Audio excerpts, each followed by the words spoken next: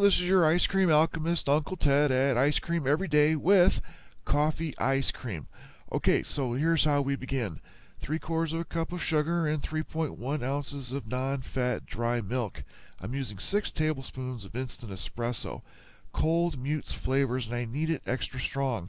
For a stabilizer, I'm using a pinch of guar gum. Guar gum is natural and it will help keep ice crystals from forming. Ice crystals are like nails on a chalkboard when you're eating ice cream. What I do is I put a pinch in with the sugar, put on the lid, and I give it the old shake, so it spreads evenly and doesn't clump. That way, when I add it to the 2 cups of heavy cream and 1 cup of milk, it's going to work and not give me something I have to strain out later on. And by the way, get the freshest cream you can. Mine comes from the world-class dairy down the road. I add the fat-free powdered milk next. That will also act as a stabilizer and help remove water from the dairy. This will give me a scoopable ice cream and not a block of ice. Trust me, most of your ice cream components are either for flavor or for getting moisture out of the batch. It's better to scoop than to chisel. Next, I add the 6 tablespoons of instant espresso. I usually wait until the cream is at least warm so it dissolves faster.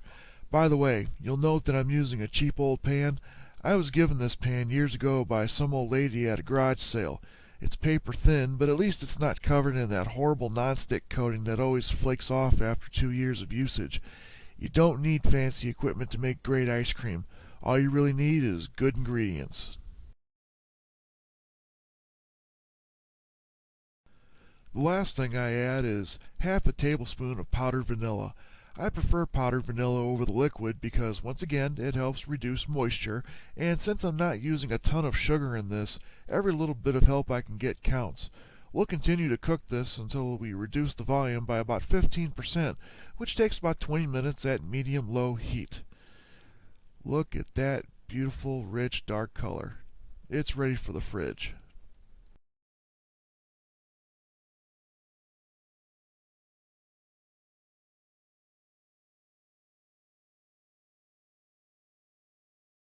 Once the 24 hours are up, it's time to churn. I'm using my Cuisinart with the frozen bowl. It's great for small batches such as this.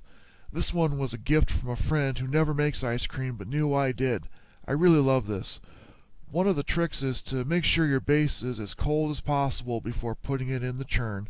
This way it finishes faster and the frozen bits are smaller, meaning more scoopable. Often when folks make ice cream at home, this is one of those steps they screw up, so they finish the product as just a block of ice. This batch churned in 10 minutes. Once it's pretty much done, I remove the ice cream from the canister quickly and get it to the freezer to harden. Some people will put the whole canister in directly, but I don't like doing that because it's a pain in the ass to remove the ice cream from the canister once it's hardened. Plus, if you're quick about getting the ice cream out, you can churn another batch of the same flavor. Damn, this stuff is good. Seriously, this is a recipe I experimented with for a long time before I got it to where I wanted it to be. Breakfast ice cream, because if you're not eating ice cream for breakfast, what's the point of being an adult?